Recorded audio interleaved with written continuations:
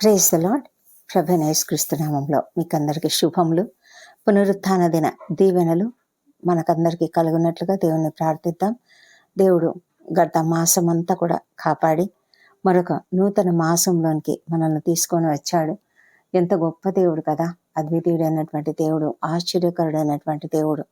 ఆయన మన పట్ల తన నూతనమైన అనుదినము తనకు మన పట్ల కలిగే నూతనమైన వాత్సల్యంతో కాపాడుతూ వస్తున్నందుకే దేవునికి వందనం చెల్లిద్దాం. మరి దేవుని సన్నిధిలో మనం చేరుతున్నాము. సంతోషంగా కుటుంబంగా మనము దేవుని ఆలయంలో చేరి ఆరాధించడానికి దేవుడు మనకిచ్చిన కృపను బట్టి దేవునికి వందనం చెల్లిద్దాం. మరి హెబ్రీలకు రాసిన పత్రికలో మరి పత్రిక రాసినటువంటి రచయిత చెప్తున్నటువంటి మాట, మనస్సాక్షికి కల్మషము తోచకుండానట్లు ప్రోక్షింపబడిన హృదయములు గలవారమును నిర్మలమైన ఉదకంతో స్నానం చేసిన శరీరములు గలవారమునై ఉండి విశ్వాస విషయంలో సంపూర్ణ నిశ్చయత కలిగి యథార్థమైన హృదయంతో మనము దేవుని సన్నిధానమునకు చేరుదము. యాకోబు పత్రిక 4వ అధ్యాయంలో ఏమని 8వ వచనంలో, మీరు దేవుణ్ణి సమీపించండి అప్పుడు ఆయన మీకు సమీపిస్తాడు అని రాయబడి ఉంటుంది కదా. మరి దేవుడు మనకు సమీపంగా ఉండాలని ఆయన కోరుకుంటూ ఉన్నాడు.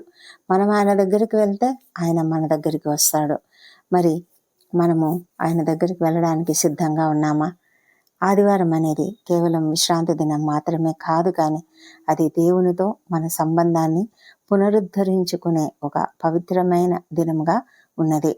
ఈ రోజుల్లో మనుషులు ఆశీర్వాదాలు, ఆరోగ్యము, సమాధానము, విజయము ఇదే వెతుకుతున్నారు. కానీ నిజంగా దేవునితో సమాధానం కొరకు, నిజంగా దేవునితో సన్నిహితమైన సంబంధం కొరకు మనం వెతుకుతున్నామా?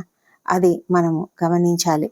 ఎందుకంటే ఆయన మన హృదయాన్ని పరిశోధిస్తున్నాడు. మరి మన హృదయాలు ఎలా ఉంటే మనము దేవుని యొక్క సన్నిధానంలో ఉన్నాము అంటే మన హృదయము ఎలాంటి పరిస్థితిలో ఉందో ఆయన చూస్తూ ఉన్నాడు. కాబట్టి మనము ఆశీర్వాదాల కొరకు కాదు, కానీ ఆశీర్వాదకర్త అయిన మన దేవాది దేవునితో సంబంధం కలిగి ఉండడానికి, ఆయనతో కలిసి మనం సామూహికంగా ఆరాధించడానికి ఆయనను సమీపించాలని మనము కోరాలి. మనము అలాంటి కోరికతో దేవునికి సమీపిస్తున్నామా అన్నది మనము గ్రహించుకోవాలి.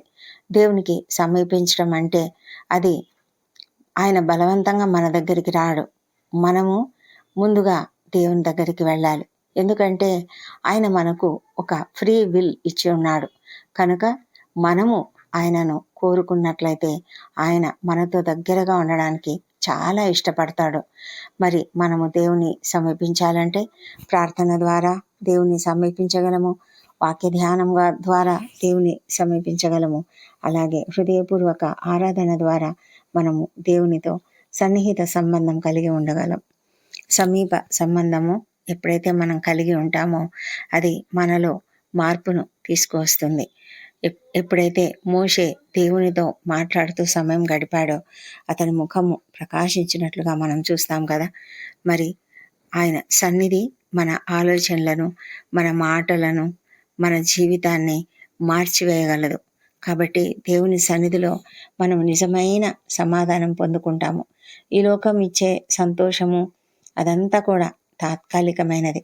కానీ దేవుని సన్నిధిలో మనం ఉన్నట్లయితే నిజమైన సమాధానము కలిగి ఉంటాము. అలాగే మనకు ఉన్నటువంటి భయాలు తొలగిపోతాయి. మన హృదయంలో ఏ భారం ఉందో ఆ భారం అంతా కూడా తొలగిపోయి మన హృదయాలు చాలా తేలిక అవుతుంది. అంతేకాదు మన హృదయము ఒక గొప్ప శాంతితో నిండిపోతుంది. మనం తప్పకుండా ఆలోచించుకోవాల్సింది ఏంటంటే, నిజంగా నేను దేవునితో సమీపంగా జీవిస్తున్నానా? మరి ఆ విధంగా జీవించాలంటే మరి దేవుడు మనకిస్తున్నటువంటి ఒక అద్భుతమైన పద్ధతిని ఇక్కడ పౌలు గారు మనకు తెలియజెప్తూ ఉన్నాడు. హెబ్రీలకు రాసిన పత్రికలో 10వ అధ్యాయం 19వ వచనం నుంచి మనం చూసినట్లయితే, యేసు మన కొరకు ప్రతిష్ఠించిన మార్గమున అనగా నూతనమైనదియు జీవం గలదియు ఆయన శరీరము అను తెర ద్వారా ఏర్పరచబడినదియునైన మార్గమున ఆయన రక్తం వలన పరిశుద్ధ స్థలం నందు ప్రవేశించుటకు మనకు ధైర్యం కలిగి ఉన్నది. అంతేకాదు ఆయన మనకు గొప్ప యాజకుడు, ఆయన గొప్ప యాజకుడుగా ఉన్నాడు. కాబట్టి మనం ఎలా వెళ్ళాలంటే దేవుని సన్నిధికి అంటే మన సాక్షికి కల్మషం తోచకుండా ఉండాలి. అంటే మన హృదయాలు ఎంతో నిష్కలంకంగా ఉండాలి, నిష్కల్మషంగా ఉండాలి. అలాంటి మనసాక్షి కలిగినట్లయితే అప్పుడు మనము ప్రోక్షింపబడిన హృదయంలో కలవారం అవుతాం. మరి మనము ప్రోక్షించబడిన హృదయం గలవారమై నిర్మలమైన ఉదకముతో స్నానము చేసిన శరీరములు గలవారమై, అంటే ఉదకము అంటే ఇక్కడ వాక్యము కూడా అర్థం వస్తుంది. కనుక మనము వాక్యము ధ్యానం చేసుకోవడము, అనుదినము వాక్యం పఠించడం, వాక్యమును మన హృదయములలో ఉంచుకొని ఉండడం వలన మన శరీరములు కూడా, మామూలుగా అయితే మనం స్నానం చేస్తాం కదా, ఆరాధనకు వెళ్తున్నామంటే తప్పకుండా స్నానం చేస్తాం. మన శరీరంలో స్నానం చేసిన వారంగా ఉండాలి. వాక్యమనే ఉదక స్నానం చేసుకోమని మరి ఎఫెసీలకు రాసిన పత్రికలో కూడా రాయబడి ఉంది. ఆ విధమైనటువంటి శరీరంలో గలవారమై ఉండి మనము ఇంకొకటి ఏంటంటే విశ్వాస విషయంలో సంపూర్ణ నిశ్చయత కలిగిన వారమై ఉండాలి. అలా ఉన్నట్లయితేనే మనము నిజంగా దేవుని యొక్క వాగ్దానములు పొందుకోగలుగుతాము. దేవుని వాక్యము ద్వారా మనం ఎంతో ఆదరణ కూడా పొందుకోగలుగుతాము. విశ్వాసంలో నిశ్చయత అనేది మనకు ఉండాలి. అప్పుడే నిరీక్షణ కూడా మనం కలిగి ఉంటాము.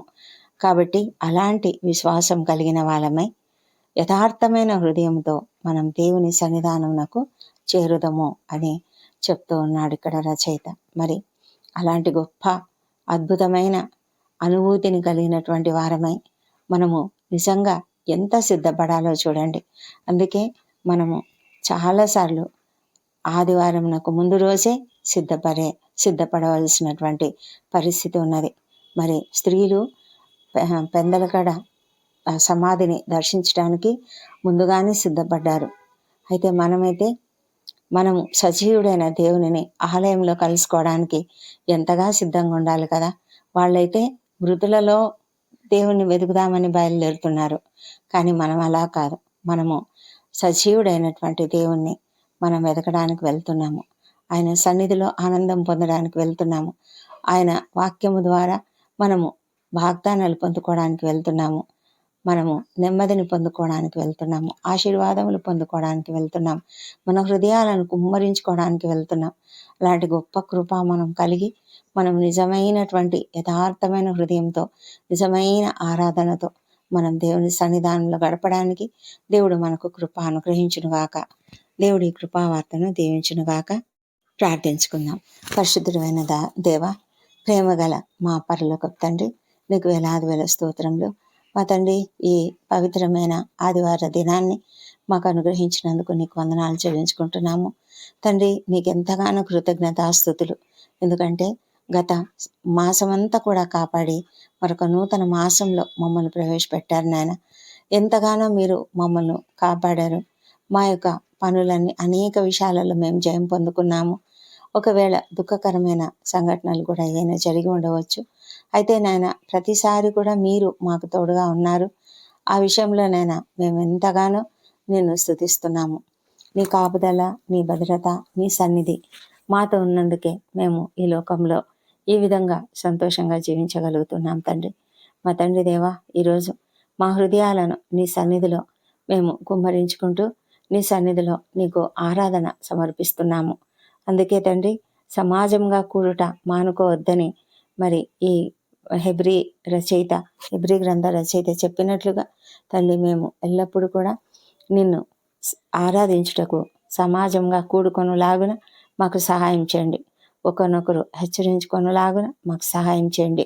అవును ప్రభా, మరి ఇజ్రాయెల్ దేశంలో జరుగుతున్నటువంటి ఆ యుద్ధ వాతావరణము, మా ప్రభా, ఈ యుద్ధ వాతావరణంను బట్టి నీ సన్నిధిలో ప్రార్థిస్తున్నాము.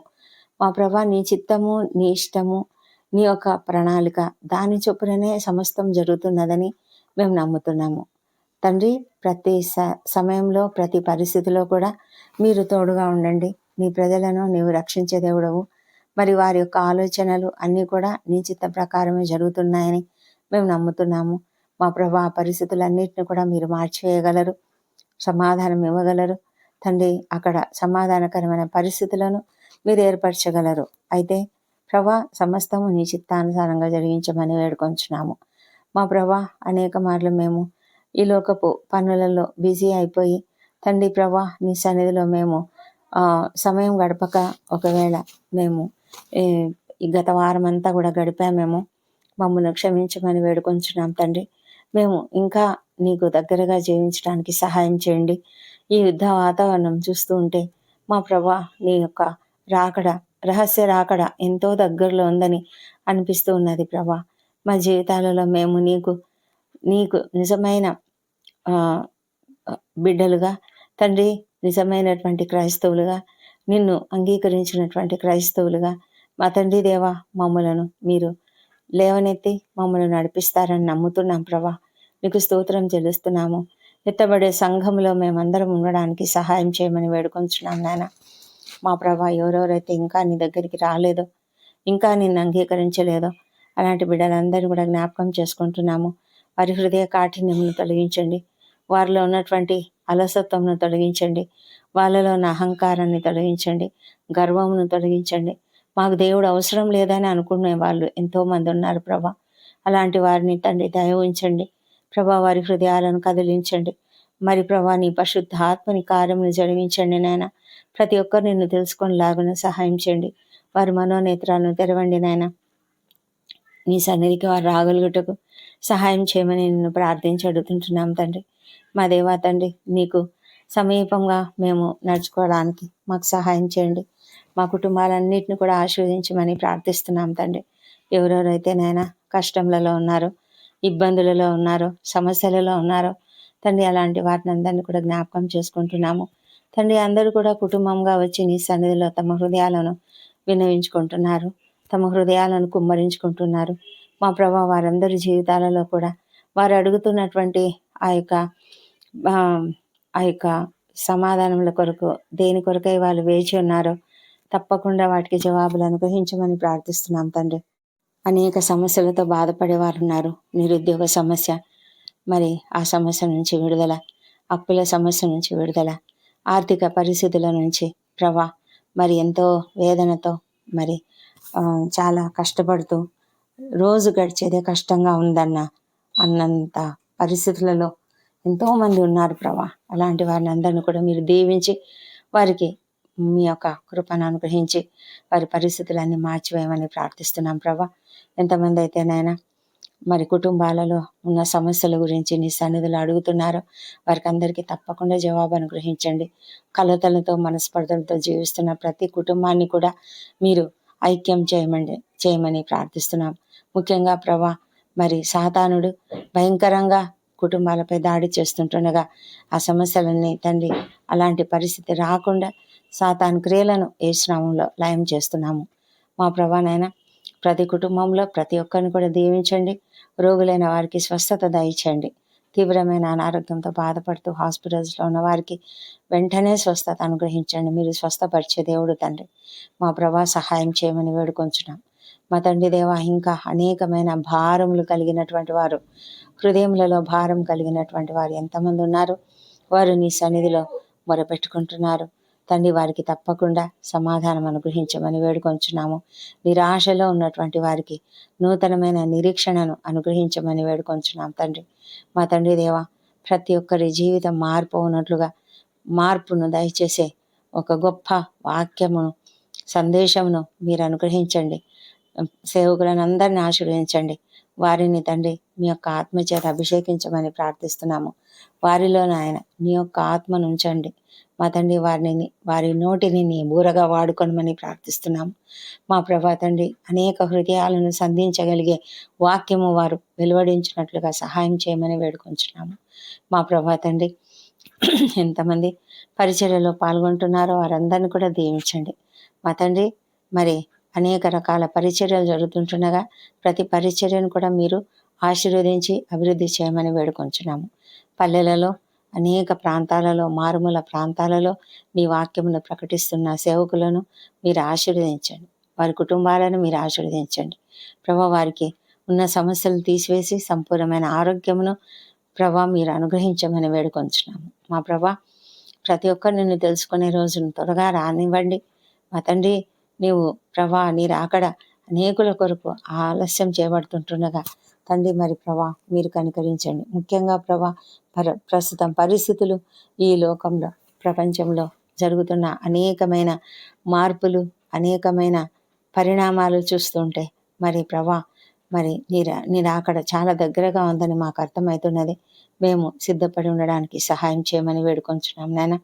మా తండ్రి దేవా కనికరించండి. ప్రతి ఒక్కరిని కూడా మీరు దీవించండి. మా తండ్రి నీవు తప్ప ఇంకెవరూ లేరని ప్రతి ఒక్కరూ గ్రహించుకొనిలాగున సహాయం చేయండి. చిన్న బిడ్డలందరినీ ఆశీర్వదించండి. వారిని నీ దయందును మనుషులదైనా వర్ధిల్లజేయండి. మా ప్రభా వృద్ధులను దీవించండి. వారికి మంచి ఆరోగ్యం దయచేయండి. మా ప్రభా మరి ప్రతి కుటుంబంలో కూడా సంతోషము సమాధానం అనుగ్రహించమని వేడుకొంచున్నాం. యవన బిడ్డను దీవించండి. పరీక్షలు రాస్తున్న ప్రతి బిడ్డ కూడా తప్పకుండా చక్కటి ఉత్తీర్ణత పొందుకున్న లాగున సహాయం చేయండి. మా తండ్రి దేవా మరి ప్రతి బిడ్డ కూడా నైనా ఎలాంటి శోధనకు లొంగిపోకుండా కాపాడమని నీ రక్తపు కంచె వారి చుట్టూ వేయమని ప్రార్థిస్తున్నాం. ప్రపంచమంతటా నీ వాక్యం ప్రకటించబడుతుండగా దేవా నీకు వందనం చెల్లించుకుంటున్నాం. ఈ విధంగా మేము అందరము కూడి నిన్ను ఆరాధించే కృపను మాకు అనుగ్రహించినందుకు నీకు వందనములు. ఈ దినం బర్త్డేలు, వివాహ దినం జరుపుకుంటున్న బిడ్డను దీవించండి. గడిచిన సంవత్సరం అంతా మీరు వారికి చేసిన ప్రతి మేలును బట్టి నీకు వందనములు. రాబోయే సంవత్సరంలో ఇంకా అధికమైన మేలులను వారికి అనుగ్రహించమని ప్రార్థిస్తున్నాము. నీ యొక్క ముఖ కాంతిని వారిపైన ప్రకాశింపజేసి అనేకమైన మేలులు వారికి అనుగ్రహించండి. మా తండ్రి దేవా మరి ఇశ్రాయేల్ దేశంలో ఉన్నటువంటి మా బంధువులు, మిత్రులు, స్నేహితులు, ఇంకా ఇతరులు అనేకులు, అంతేకాకుండా యూదులు, ఇశ్రాయేలీలు అందరినీ కూడా జ్ఞాపకం చేసుకుంటున్నాం. అందరినీ కూడా క్షేమంగా కాపాడమని వేడుకొంచున్నాం. రక్తపాతం అధికంగా జరగకుండా కాపాడమని కూడా వేడుకొంచున్నాం. తండ్రి ప్రభా మా ప్రార్థనలన్నీ మీరు అంగీకరించి జవాబులు ఇచ్చినందుకు నీకు వందనములు. ఈ ప్రార్థనలన్నీ మా ప్రభువును మా ప్రియ రక్షకుడు నాయన యేసుక్రీస్తు నామంలో అడిగి పొంది ఉన్నామని నమ్ముతూ నీకు స్తోత్రం చెల్లిస్తున్నాము. ఈ పునరుత్థాన దిన దీవెనలు మా పైన కుమ్మరించమని ప్రార్థించి అడుగుతుంటున్నాము తండ్రి. యేసు నామంలో అడుగుతున్నాము. Amen, amen.